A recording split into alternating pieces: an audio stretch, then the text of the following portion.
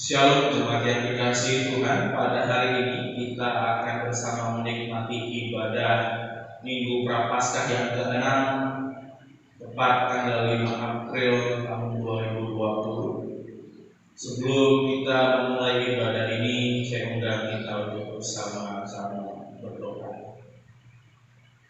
Tuhan kami Yesus Kristus, di saat ini Tuhan kami datang kepadamu untuk beribadah.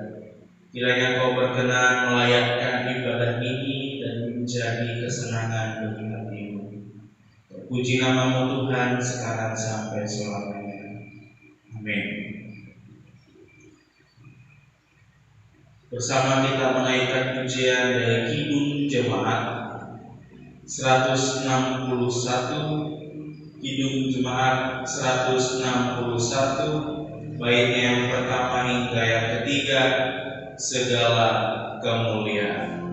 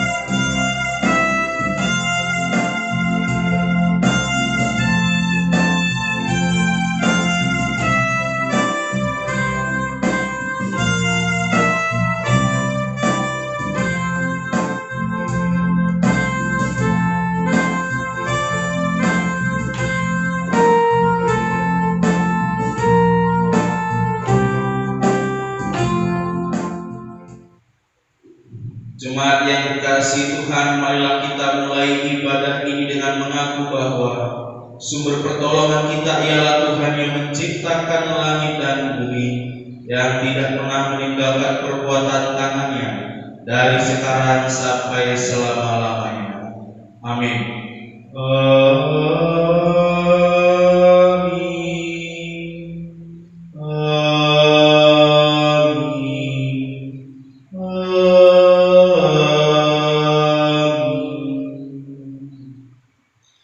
Kasih karunia dan damai sejahtera dari Allah Bapa kita dan dari Tuhan kita Yesus Kristus menyertai saudara sekalian. Jemaat yang dikasihi Tuhan, nas pembimbing yang akan mengawali peribadahan kita pada minggu hari ini terambil dari surat Paulus pada jemaat di Roma. Surat Paulus kepada jemaat di Roma, pasalnya yang ke-12.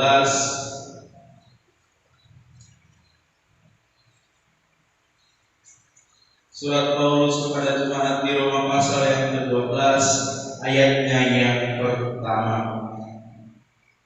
Demikianlah firman, karena itu saudara-saudara, demi kemurahan Allah aku menasihatkan kamu, supaya kamu mempersembahkan tubuhmu sebagai persembahan yang hidup, yang kudus, dan yang berkenan kepada Allah.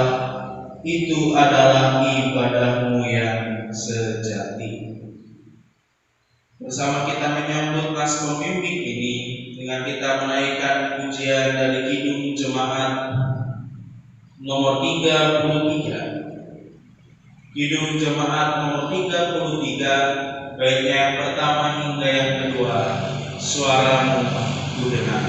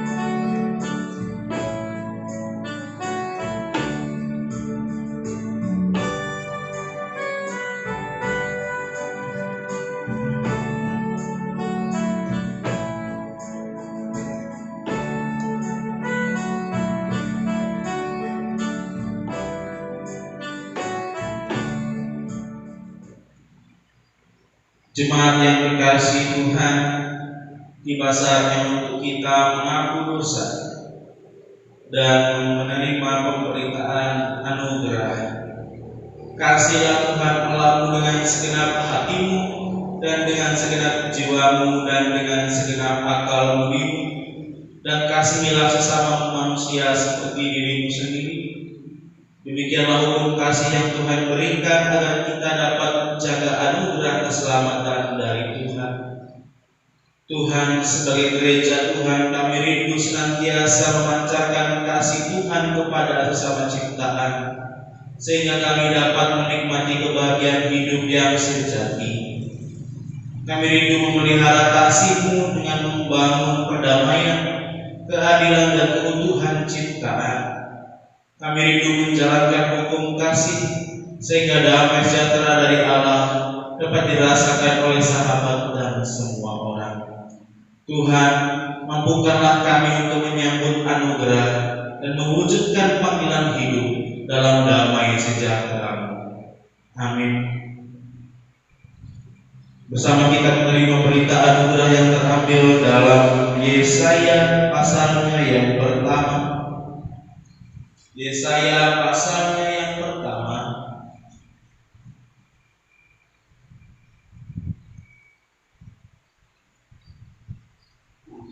ayatnya yang ke-18. Yesaya pasal yang pertama ayatnya yang ke-18. Marilah baiklah kita berperkara firman Tuhan. Sekalipun dosamu merah seperti kirmisi, akan menjadi putih seperti salju. Sekalipun berwarna merah seperti kain kesumba, akan menjadi putih seperti bulu domba. Bertolong-tolonglah untuk menjaga anugerah Allah. Demikianlah kita akan memenuhi hukum Kristus. Amin. Bersama kita meneguhkan berita anugerah ini dengan menaikkan pujian dari Kidung Jemaat nomor 369A, Kidung Jemaat nomor 369A, baitnya yang pertama hingga yang kedua, Ya Yesus, Ku berjanji.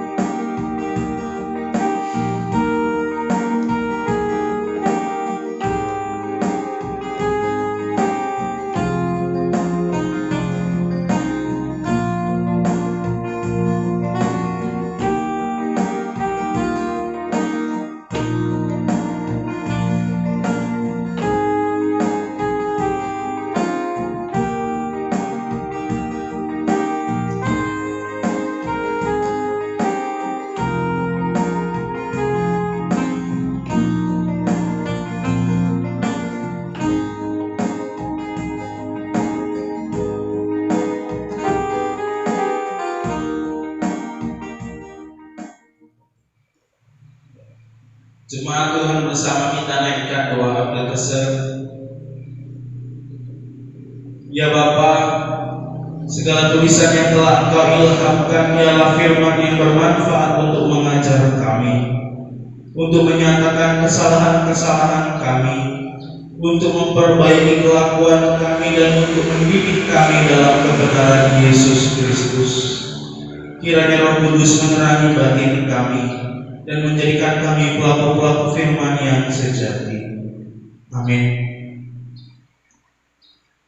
Pembacaan Alkitab kita pada Minggu Prapaskah yang ke-6 yang kita ambil berdasar kepada bahan masa perayaan Paskah dan Pentakosta yang disusun oleh Sinode GKSBS untuk tahun 2020 ini, terambil dari kitab Yesaya pasalnya yang ke-58. Yesaya pasalnya yang ke-58.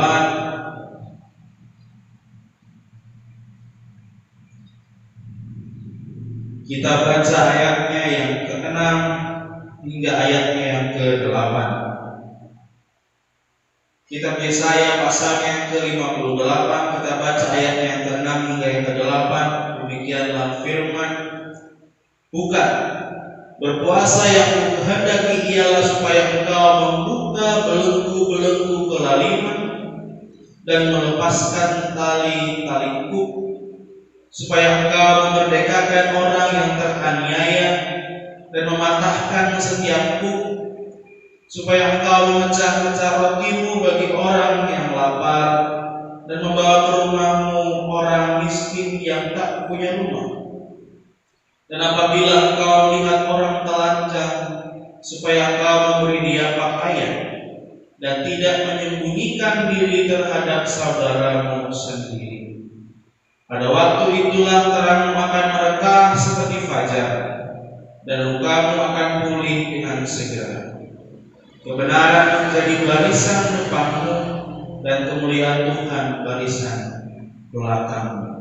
Berbagai setiap kita yang mendengar kebenaran firman dan melakukan dalam kehidupan kita hari lepas hari, kita menaikkan Kidung Jemaat 50A bait yang pertama, Sabdamu Abadi.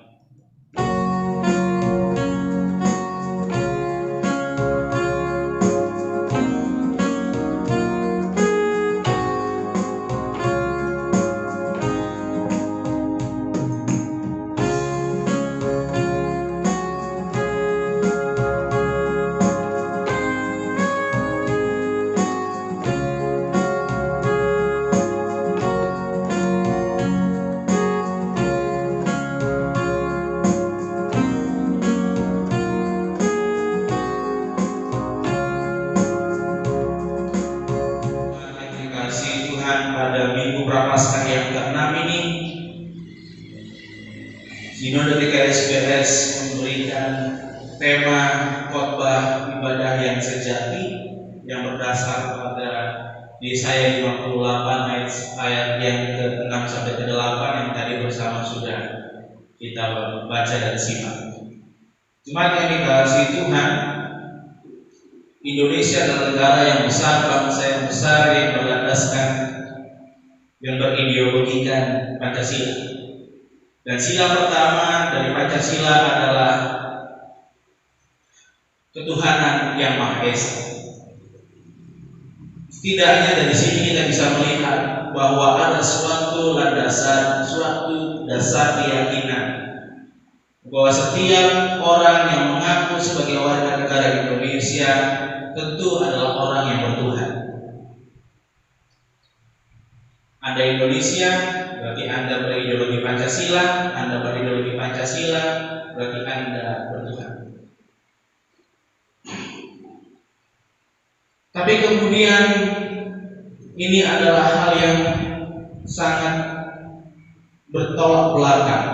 Manusia-manusia bertuhan di Indonesia tidak kemudian menjamin orang-orang Indonesia menjadi pribadi yang sangat baik dan anti terhadap kejahatan.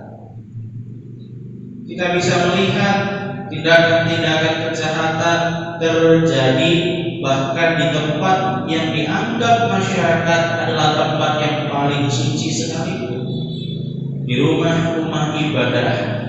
Beberapa waktu yang lalu sudah terungkap ada seorang pendeta yang kemudian mencabuli jemaatnya.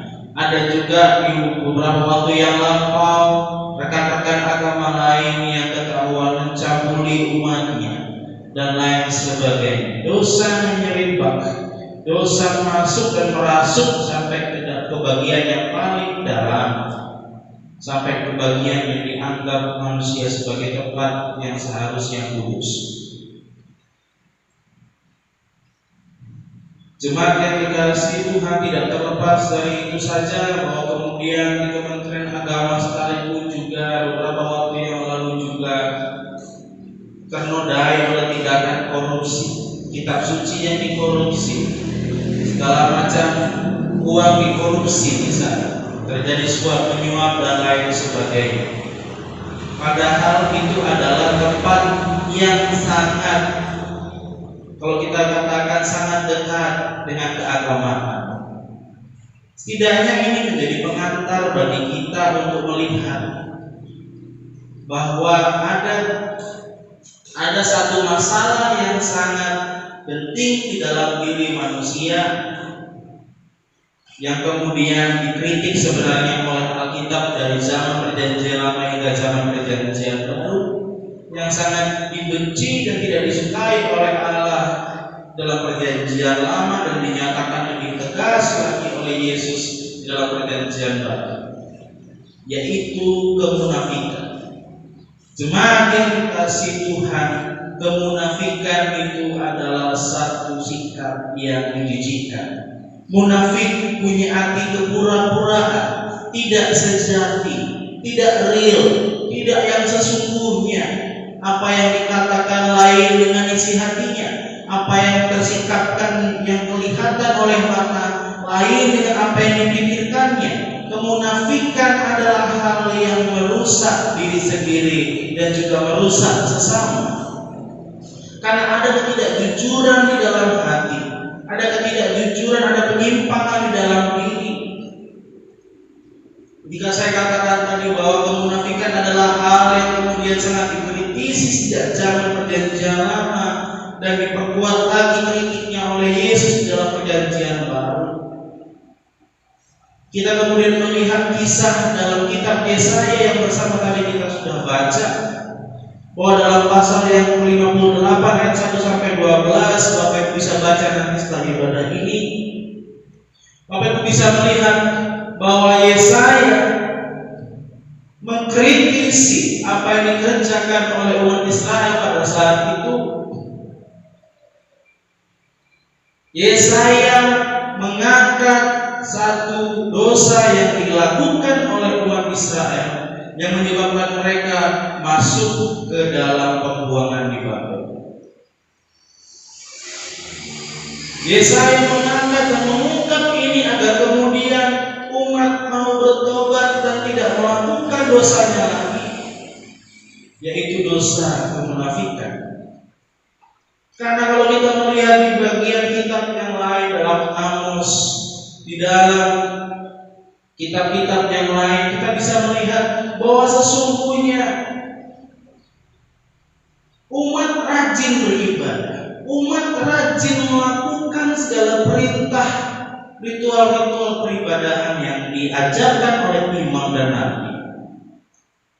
Tetapi yang mengecewakan adalah ketika mereka mengerjakan semua kebaktian itu, setelah mereka kembali dalam kehidupan mereka, apa yang mereka kerjakan dikatakan pada ayat yang ketiga, kamu mendesak-desak semua buruhmu, menindas buruh, menindas pekerjaan, mengerjakan hal-hal yang jauh dari kata keadilan.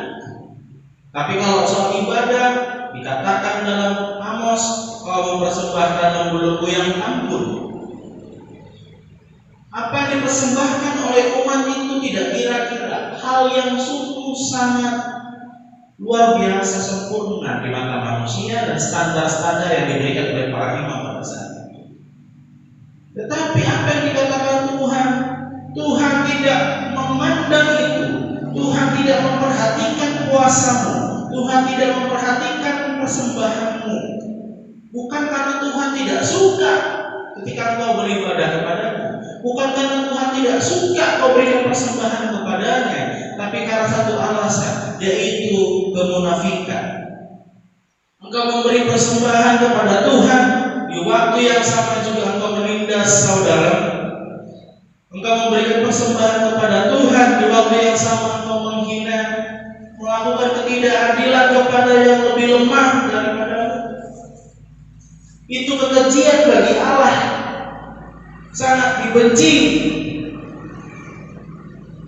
Orang-orang yang sangat kataan dalam memperlakukan kebaktian, memperlakukan persembahan, tapi sama sekali tidak mampu mengejawantahkan pengetahuan yang ada dalam dirinya tentang bakti kepada Allah di dalam kehidupannya sehari-hari. Itu makanya tadi tidak heran kalau kita melihat dalam pengantar yang sudah disampaikan tadi, begitu banyak orang munafik tersebar, bahkan sampai di tempat yang dianggap manusia hari ini paling suci, paling kudus.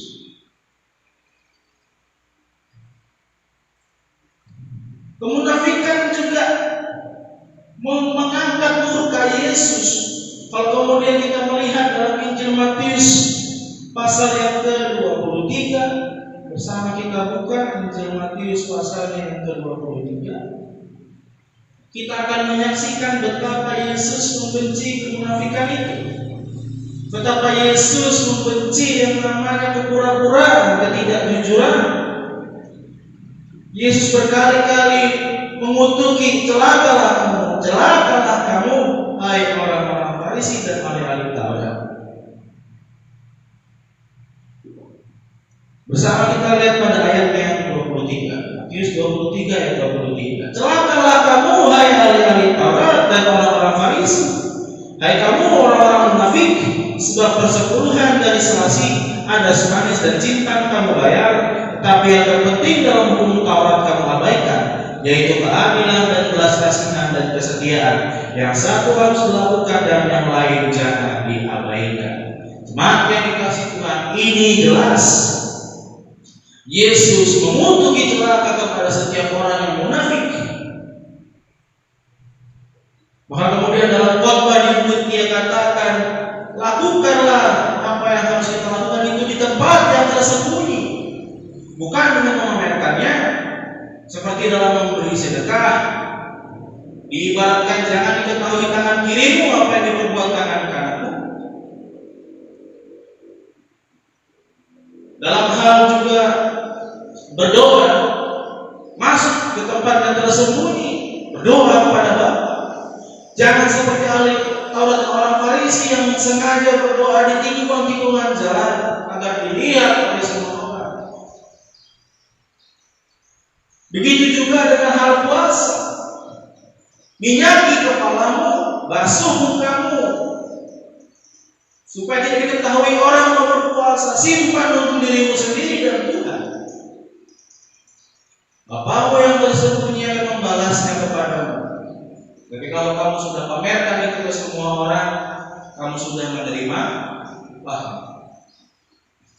Kemunafikan merupakan suatu hal yang menjijikkan, dan itu hal yang sangat dibenci sejak zaman perjanjian lama hingga perjanjian baru. Dan itu pula yang kemudian menyebabkan bangsa Israel, khususnya Israel Selatan, jatuh ke dalam pembuangan, kemudian menyebabkan mereka harus menderita secara fisik dan juga secara rohani. Yesaya mengingatkan bahwa berpuasa itu sesungguhnya dikehendaki oleh Allah, bukan soal kau menahan lapar dan menahan haus, bukan soal kau tidak makan dan tidak minum berhari-hari, tapi bicara soal mengerjakan keadilan di dalam kehidupan hari lepas hari. Keadilan yang diperjuangkan bukan berat badan setelah puasa diukur, saya berhasil puasa karena sudah turun 10 kilo, gitu. Itu mengerikan. Bukan itu.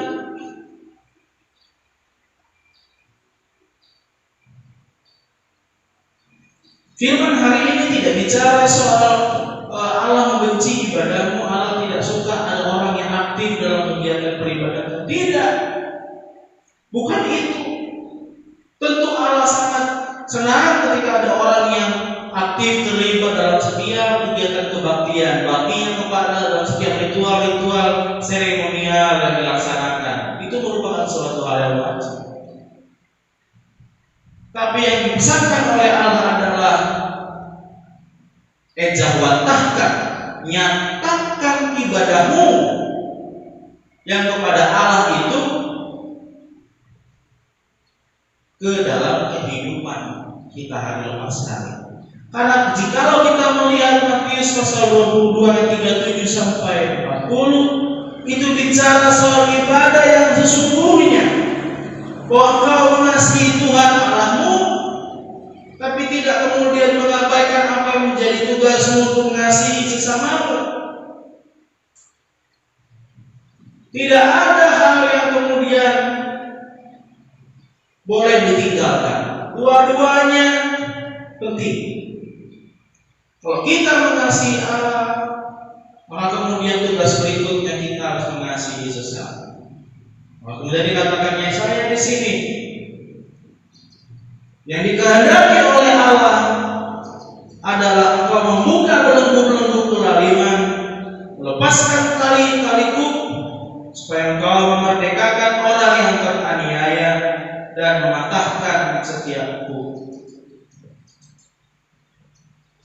Hindari penindasan. Jangan menjadi penindas-penindas di tengah-tengah masyarakat. Jangan jadi penipu. Terinspirasilah dari Yesus yang seharusnya di tengah-tengah kehidupan menjadi berkat bagi sesama, bukan menjadi kesialan bagi mereka, bukan membuat orang lain menjadi susah, bukan membuat orang lain hidupnya menderita. Tapi yang kita harapkan dan yang harus kita kerjakan adalah dalam kehidupan kita justru bisa menjadi berkat bagi sesama. Ayat yang ke-7, supaya engkau memecah-mecah rezekimu bagi orang yang lapar, membawa ke rumahmu orang yang miskin yang tak punya rumah, apabila engkau melihat orang telanjang, supaya engkau memberi dia pakaian dan tidak menyembunyikan diri terhadap saudaramu sendiri. Maka jemaat yang dikasihi Tuhan, kita belajar satu hal yang sangat dibenci oleh Allah, sangat dibenci oleh Kristus dari perjanjian lama hingga perjanjian baru, adalah kemunafikan. Maka sudah seharusnya sebagai seorang yang mengaku diri sebagai Kristen menghindari kemunafikan. Tentu saya pribadi sangat senang, apalagi Tuhan juga pasti sangat senang begitu melihat Bapak Ibu dengan semangat mengerjakan pelayanan, hadir setiap PA, hadir setiap ibadah minggu, melaksanakan doa dan puasa, mengerjakan semua tugas-tugas gereja yang dipasrahkan kepada Bapak dan Ibu. Tapi setelah itu semua kita kerjakan, baiklah kita jangan berhenti pada titik itu dan merasa puas bahwa saya sudah melayani Tuhan. Tapi justru tanggung jawab berikutnya ada pada saat kita selesai beribadah. Apa itu? Kalau Bapak Ibu mengingat susunan liturgi dari ibadah minggu yang setiap kali Bapak Ibu laksanakan, bahwa di akhir dari ibadah Bapak Ibu diusir, diutus pulang kembali ke kehidupan Bapak Ibu, bukan dengan tangan kosong, tapi dengan berkat karunia, bukan dengan tangan kosong, tapi dengan firman yang sudah memperlengkapi diri, diutus pulang membagi berkat dan melakukan firman yang Bapak Ibu dapat ketika Bapak Ibu beribadah. Disitulah kita harus sampai. Tidak hanya bicara soal saya sudah ibadah hari Minggu sudah cukup, tapi kita bicara soal setelah saya beribadah hari Minggu, maka apa yang harus saya lakukan? Karena ibadah yang sejati adalah hidupmu, kata Paulus di dalam Roma tadi yang bersama kita baca di nas pembimbing. Persembahan yang hidup, yang sejati, yang berkenan bagi Allah adalah hidupmu. Dan hidupmu tidak hanya hidup yang beribadah dalam ruangan. Hidupmu bukanlah hidup yang beribadah hanya setiap minggu dan setiap PA, tapi hidupmu yang bernafas dari kau bangun pagi sampai engkau tidur kembali, dan sampai nanti kita tidur tidak bangun-bangun, yaitu mati. Di situ tugas kita selesai. Maka kerjakanlah pengabdian kita sebagai ibadah yang sejati kepada Allah. Kerjakanlah apa yang kita tahu, akal yang diberikan Tuhan kepada kita, pengetahuan yang diberikan Tuhan kepada kita dalam kehidupan kita hari lepas hari, dan kita menjadi berkat bagi sesama. Selamat menghayati Minggu Prapaskah yang ke-6. Tuhan Yesus memberkati. Amin. Kita berdoa syafaat.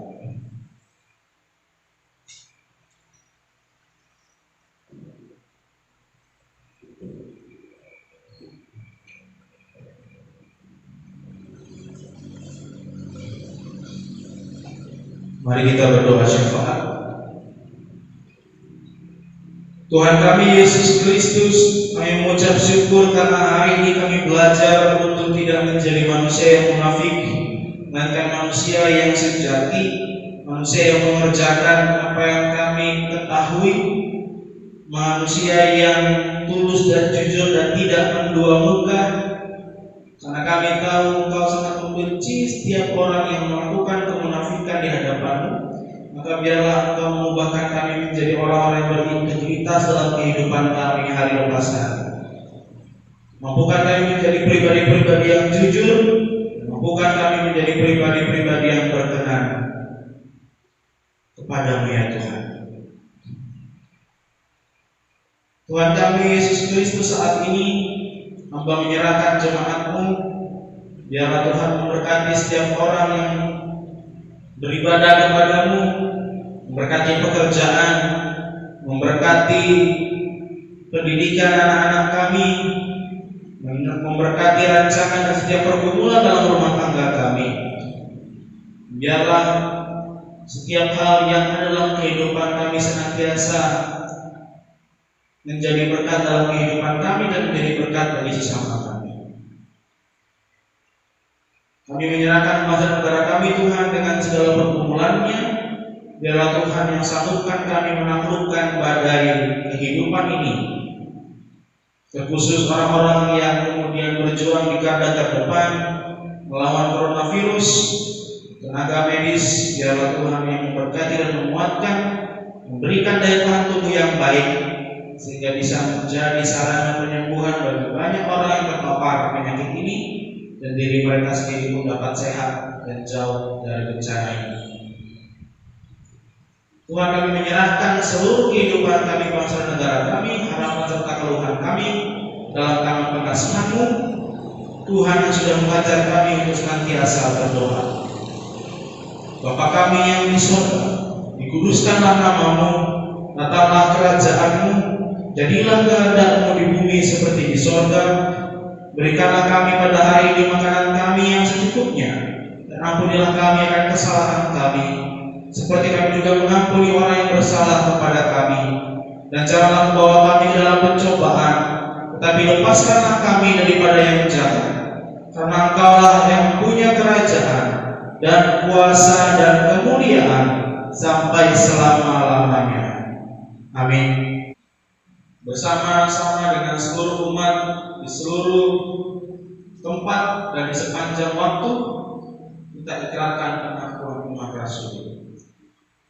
Aku percaya kepada Allah Bapa yang Maha Kuasa, Khalik langit dan bumi, dan kepada Yesus Kristus, Anaknya yang tunggal Tuhan kita, yang dikandung daripada Roh Kudus, lahir dari anak darah Maria, yang menderita di bawah pemerintahan Pontius Pilatus, disalibkan, mati dan dikuburkan, turun dalam kerajaan maut, pada hari yang ketiga bangkit pula dari antara orang mati, naik ke surga, duduk di sebelah kanan Allah Bapa yang Maha Kuasa, dan akan datang dari sana untuk menghakimi orang yang hidup dan yang mati.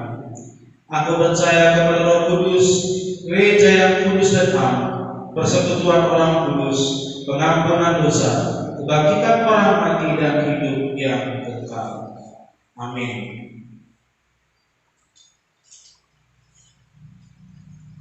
Jemaat yang dikasihi Tuhan, ibadah kita akan berakhir. Bertolong-tolonganlah untuk menghadirkan damai sejahtera Allah dalam kehidupan ini, dan terimalah berkat Tuhan. Tuhan memberkati engkau dan melindungi engkau. Tuhan menyinari engkau dengan wajah-Nya dan memberi engkau kasih karunia. Tuhan menghadapkan wajah-Nya kepadamu dan memberi engkau damai sejahtera. Amin.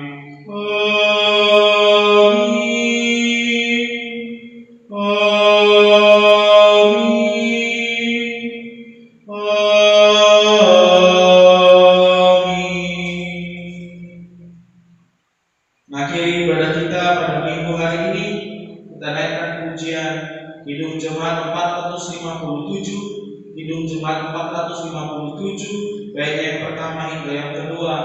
ya Tuhan tiap jam.